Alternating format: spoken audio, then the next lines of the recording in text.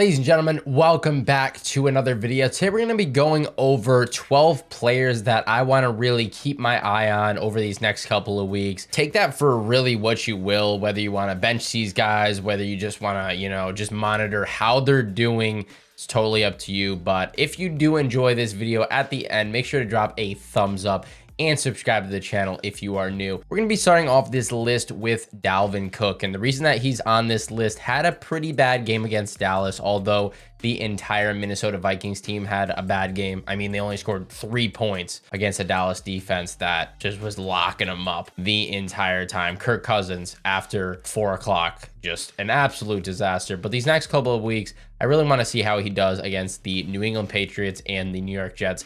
Two defense that are very stubborn against the run, especially because come playoff time, he's got a very tough schedule. Indianapolis, New York Giants, Green Bay Packers. We can't be having a week under 10 points in the playoffs. We know this from past experience. So I want to be keeping an eye on Dalvin Cook, especially over these next couple of weeks, to see how he can handle these tough defenses. Because if Dallas is any indication, if we're going to be dropping under 10 points against these defenses, I'm not liking my chances too much in the playoffs. Next up on this list is DeAndre Swift, and I guess you could throw Jamal Williams in the mix. I mean, they were just running all over this New York Giants team, which was very surprising. Swift once again finds the end zone in this one. I feel like this dude finds the end zone every single week. 3 out of the past 4 weeks, he's had super mediocre fantasy performances until he finds the end zone, and then it saves his day. These past 4 weeks, we're talking about 14.3, 8.0, 8.2, and 12.2. So these games are all around 6 or 7 fantasy points if he's not finding the end zone. I really want to keep an eye out on him. Does he get fully healthy? Does he spring back into a lead back role? I don't believe he does at this point in the season. I feel like it's a little too late. And how are you going to take the role away from Jamal Williams when he's just performing so well for you? It's just something I would keep an eye on and monitor over the next coming weeks into your fantasy playoffs. Whether you want to start Swift, sit him, that's totally up to you when the time comes. Next up on this list is CORDARRELLE Patterson, and this is a dude who absolutely saved his day by returning a kick. And I'm not completely sold on that whatsoever. We know for a fact that this backfield is filled with running backs. We got Tyler Algier, Caleb Huntley. There's another rookie, I believe, that's taking some touches back there. And then you got CORDARRELLE Patterson. Not to mention, Marcus Mariota runs the ball a decent amount. That's like, if we're counting Mariota, 5 running backs, a 5-headed running back committee. CORDARRELLE this last week in a great matchup, by the way. Some people are saying, he's just limited because he was injured a couple weeks before, which could very well be true. All right, that could very well be true. But only 10 rushing attempts and 2 catches out of the backfield for a total of 11.9 fantasy points. Take away that kick return touchdown, and you're only looking at 5.9 fantasy points in PPR leagues because he fumbled as well. That's not good. That's really not good. I'm a little bit concerned about CORDARRELLE. I'm definitely taking a look at him these next couple of weeks because Washington has been a very stubborn defense against the run, so I feel like they might have to pass more, which makes me think, do they get him more involved in the passing game, or do they just not play him at all? That's a question in my mind. And then you go against Pittsburgh, who's also, they're not the best against the run, but they're not Chicago, they're not Carolina, they're not the Chargers. The last 3 weeks, you would have expected CORDARRELLE to pop off. So I'm taking a look at him in these next couple of weeks for sure. Next guy up on this list is Jonathan Taylor. And first of all, let's get this straight. I said to sell high on this guy back when he did great against the Las Vegas Raiders. He had 24.3. I thought that was going to be the peak for him, maybe possibly for the rest of the season. And he had another good game against Philly, but not an amazing game. Like, I was getting a couple comments that were saying, you were super wrong about Jonathan Taylor. He's amazing. He's going to have the greatest rest of the season ever. He's got some tough matchups. Like, I don't think we understand, this might not be too easy for Jonathan Taylor. I wouldn't be too confident going into the playoffs starting this guy, but I'm going to keep an eye on him. All right, I'll admit, if he does good against Dallas and he does good against Pittsburgh, then I'll be like, okay, you guys were right. All right, Jonathan Taylor's a must start every single week. Obviously, he's a must start. He's a must start on your team. But I'm saying, if I'm feeling 100% confident in Jonathan Taylor every week, I'm like, I don't even have to watch it. I'm sitting back. I'm relaxed. I'm like, 20 points from JT tonight, baby. I just can't wait for that. No, that's not how we're feeling. I'm still not feeling like that. This Colts offensive line is still not good. I mean, against Philly, 22 rushing attempts for 84 yards. That's 3.8 yards a carry. Not amazing. So he adds a ton of points with a touchdown. If he doesn't get that touchdown, 16.4 fantasy points with the touchdown, he would have 10.4. Not an amazing day by any means, but that's just me. He also had a fumble, I believe. So there's that to go along with it. 2 guys in a row with fumbles. I'm keeping an eye out for that. Okay. Next up on this list is another guy who actually fumbled, AJ Brown on my Philadelphia Eagles. You know, that's my team.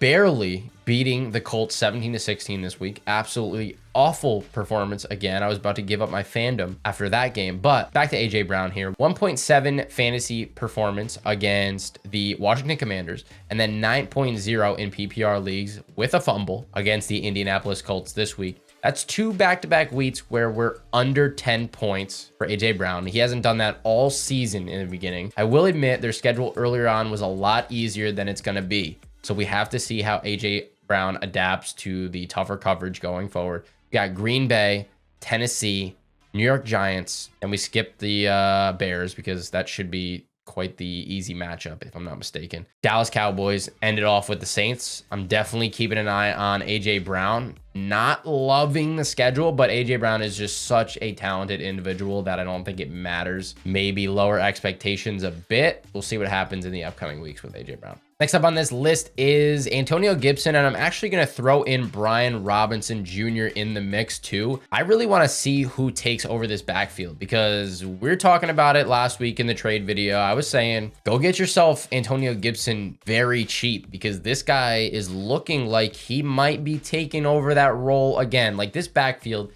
has just gone from, in the beginning of the season when Brian Robinson got shot, it was Gibson's job, obviously, by default. Then it went to Brian Robinson. Now it might be shifting back to Gibson again. So it's a very confusing backfield. Gibson is obviously the one you want in PPR because of the pass catching potential. 13.3 fantasy points. These past few weeks here, 14.8 fantasy points and then 13.3. But this week, what really stood out to me is he had 18 carries for 72 yards.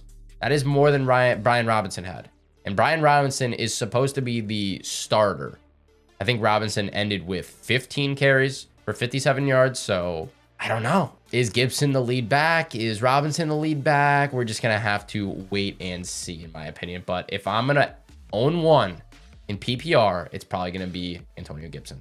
Next up on the list is a guy that I'm not completely confident on, but I'm definitely keeping an eye on him for the rest of the season because Cooper Kupp is out. It's going to be Allen Robinson. And we saw this week, Cooper Kupp, by the way, probably out for the rest of the year. So roster Allen Robinson just for the sake of he might be the next guy in line, as he should be. Because we saw this past week, Tyler Higbee had an all right game. Van Jefferson didn't do too much. We had Ben Skoranek do basically nothing. So, geez, that only leaves Allen Robinson basically. He does have some pretty favorable matchups coming up against Kansas City, Seattle, which could be a high-scoring game, or yeah, high-scoring game. That's not what I meant. I meant they're gonna have to throw the ball a lot. That's what, like, Kansas City, Seattle, Las Vegas, Green Bay, Denver, and then the Chargers. I mean, we'll have to see what Allen Robinson can do. I'm not totally confident. Like I said, he's gotten 6 targets and 5 targets since Cooper Kupp has been out. We'll see. Maybe that can jump up to like 10, and then I'd be somewhat confident in starting him. But as of right now, not really. Next up is a guy that we told you to start last week. This was one of the bold start predictions of the week. Josh Palmer went crazy. 30.6 fantasy points against Kansas City. And now Mike Williams re-aggravated that ankle injury, I believe it was, a high ankle sprain. So it looks like he might be out. I don't know. I haven't seen the injury report yet. Could be out a week, could be out multiple more weeks. Hopefully he actually comes back. But if he's out, Josh Palmer's a great play.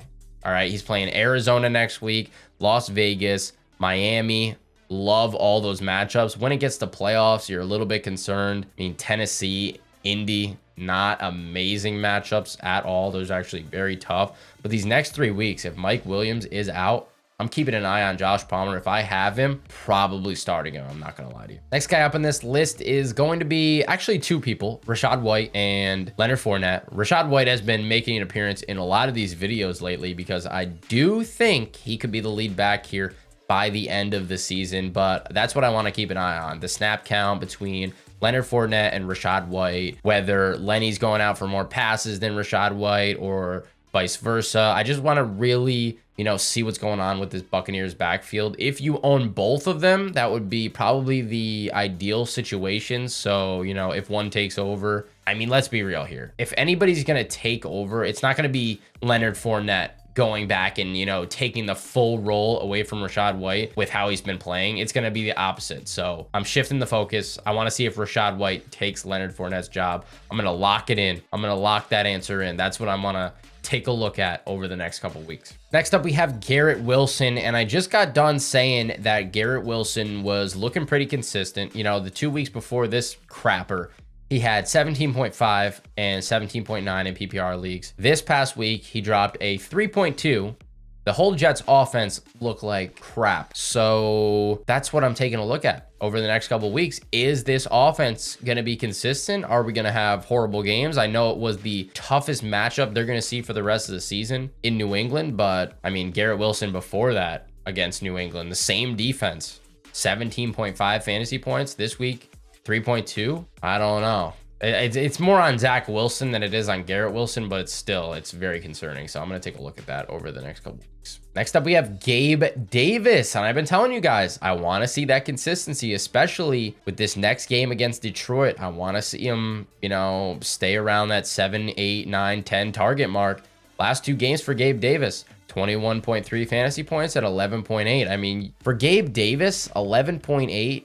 That's all right, because in the past, this guy was super boom or bust in the beginning of the season. Like, we're talking, he's dropping 32 points one game, 16, but then he'd go down to 5, and then 5, and then 2, then 6, and then it'd drop an 18. Like, we need some consistency there, Gabe Davis, and we're seeing it here against these teams that are not that great. But once we get to the teams that are good on defense, like the Patriots, like the Jets, then we got to really see what Gabe Davis is made of. Is he going to go back to getting 5 targets, 3 targets, or is he going to stay that number 2 guy, you know, getting 8, 9 targets behind Stephon Diggs? Because that's what you drafted Gabe Davis for. That's what I'm taking a look at over the next couple of weeks. Last but not least, now everybody was telling you guys to go get Christian Watson. I am not completely sold on this guy because of his targets.